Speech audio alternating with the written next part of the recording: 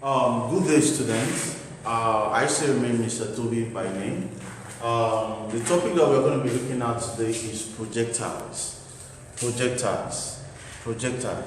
Now, as you can see written on the board, we have that what a projectile is an object thrown or released into space that travels along a curve or parabolic pathway. Have you ever wondered that when you are playing your football, how the process of motion of the football to the keeper, when a man standing, permit me,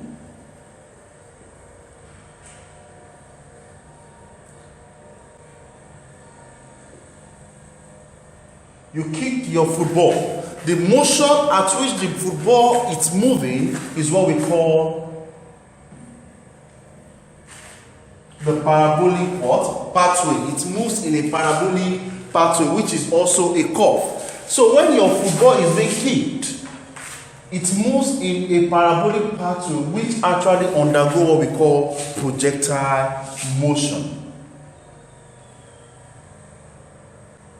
As you can see, when you kick your football, the process at which we want to now look at the course of this class, we want to look at what? How the movement of your football, when you kick your football, when you throw an object to the next partner, I want to look at all those movements. So now let us actually look at what?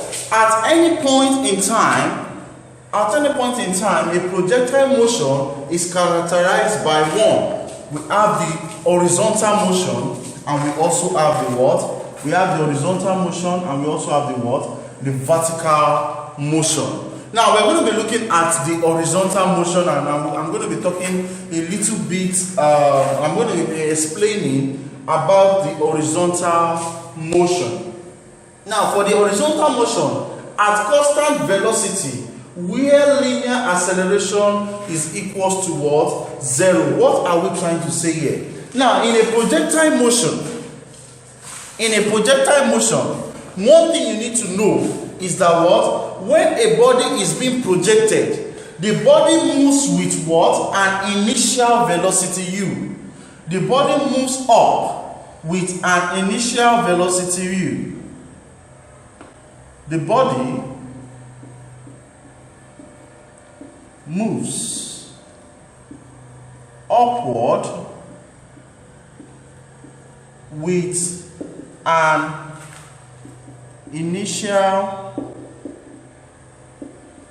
velocity u. So whenever a body is displaced upward, now let us assume when you throw a particular ball up, when the ball is moving upward, it moves up with what? An initial velocity. Let us give it a magnitude, maybe 10 meters per second or 20. Let me put it as 20. Now when the body moves up with an initial velocity, the velocity starts reducing. The velocity starts reducing as it goes up until it gets to a particular point whereby what? Your initial velocity changes to final velocity v, which turns to what? 0 meters per second. Now at this particular point, your body is actually under the influence of what? Gravity. Now look at it. You have your u, initial velocity, and your final velocity, it is reducing. That is the reason why your acceleration due to gravity when a body is going upward is minus g. You need to note that. Now when the body is actually coming back to the what? Ground level, the body starts increasing again. The velocity starts increasing from 0 degree to a particular magnitude. So now this is what really happened in a projectile motion. Now at the course of this class, we're going to be looking at what? The body, the time taken for the body to reach this particular act. Note, the time taken for the body to reach this particular act.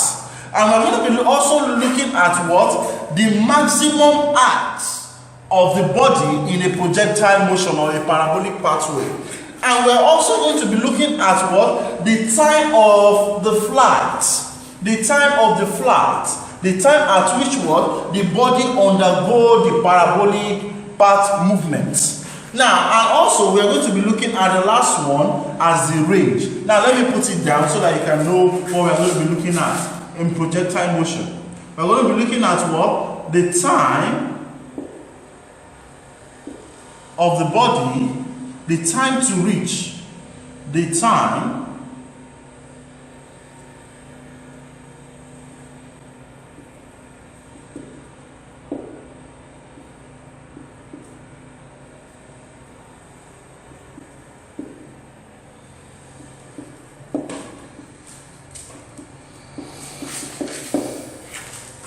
it is denoted as small t.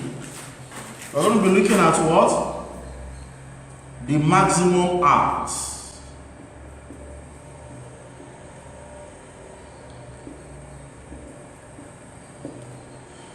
It is denoted as what? H. We're going to also be looking at what? The time of flight. It is denoted as capital letter T.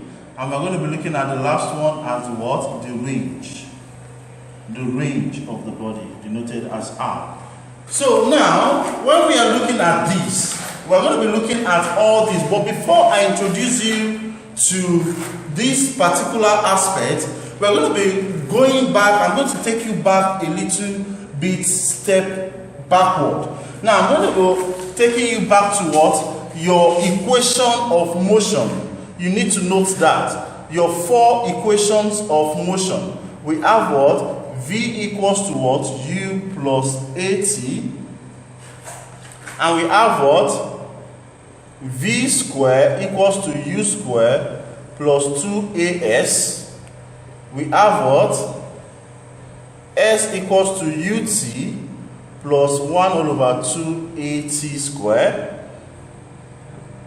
And we have the last one. There are 3 useful ones though. We have the last one as what? S equals to what? 1 all over 2 V plus UT. So these are the 4 equations of motion that we're going to be dealing with. Let me write what they stand for. We have V as what? The final velocity. Please note. U as what? The initial velocity. We have what? A as what? The acceleration, linear acceleration. We have S as the what? Displacement or distance. And we have what? The last one, T as what? The time taken. The time taken. As you can see, we have V, all these equations, these are equations of motion. And maybe we're going to be looking at this at the, I don't know, but for this kind of equation, we're going to be deriving the time to reach the maximum height, the time, the maximum height itself, the time of flight, and the range. We're going to be deriving it for this equation. Now, before I actually proceed, now, from what I said previously, I said that what? A body will leave what? The ground level with what? An initial velocity having a magnitude. With an initial velocity, let us say that it has a magnitude of what? 20 meters per second. When the body leaves, it actually reduces. It reduces until it gets to a particular point whereby what the final velocity becomes 0 and starts increasing back to the what? Ground state. Now, note that. Now, when the body is moving up, this U that you are seeing here has a component. It's split into components. Now, we have the what? The vertical component of U, and we have the what? The horizontal component of U moving up. We have the vertical component, which we can actually represent as what? UY, and we have the horizontal component, which we can represent as what? UX. Now, in a projectile motion, the vertical component, let me write it there so that you can know, Uy as the vertical component and Ux as the what? Horizontal component. Now, let's come back to the diagram. The vertical component in a projectile motion, when a body is being displaced or passing through a parabolic pathway, something changes, something remains constant. That is what we're going to be looking at now. Now, when this body is being displaced upward, the vertical component changes until the vertical component becomes what? Zero, because it's going upward. But what is constant is what? The horizontal component, Ux, throughout. As you can see, when it gets to this particular point, it doesn't have any option than to come back down. What happens to the vertical component? It changes again. Start changing.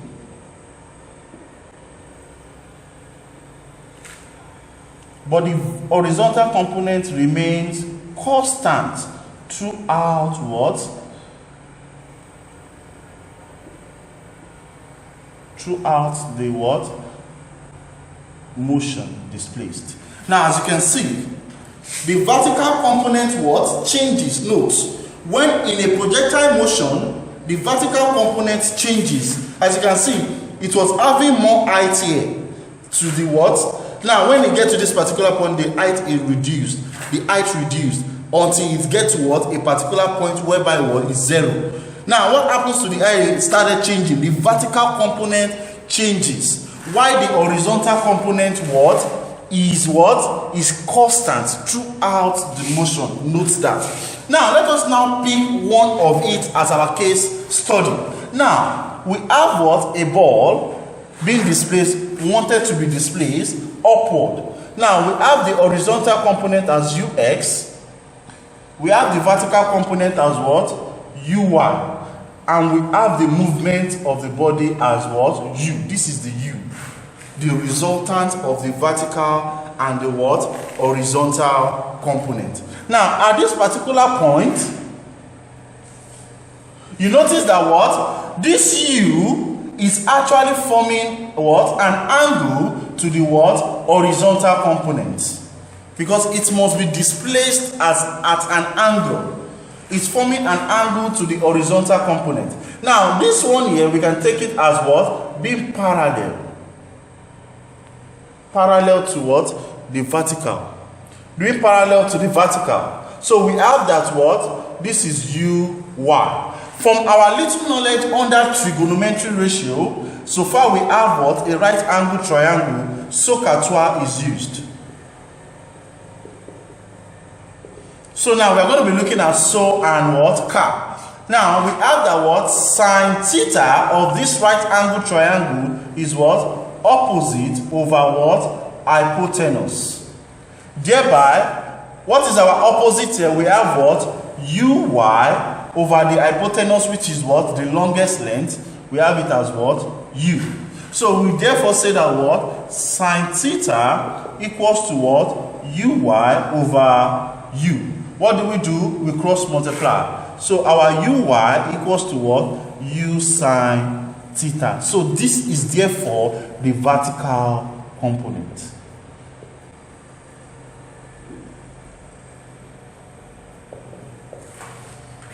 Now let us see for cos. Cos theta equals to what? Adjacent over what? Hypotenuse. Therefore, what is our adjacent here? We have it as what? Ux over what? The hypotenuse, which is what? U. So therefore, what do? So cos theta equals to Ux over U. Then what do? We cross multiply. So from here, what do here? We have that what? Ux, because this one is over 1. Ux multiplied by 1 is Ux. We have it as what? U cos theta, which is what? horizontal component.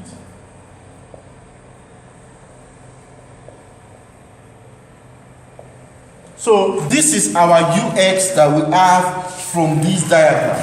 Why this is our what? UI that we have from this diagram, which is our vertical and horizontal, our horizontal and vertical component respectively. From the next video, I'm going to be teaching you how we can use this component to derive the what? The time of, to reach the what? Maximum height, the maximum height itself, the time of flight, and the range. Thank you very much. See you in the next video, please. What happened?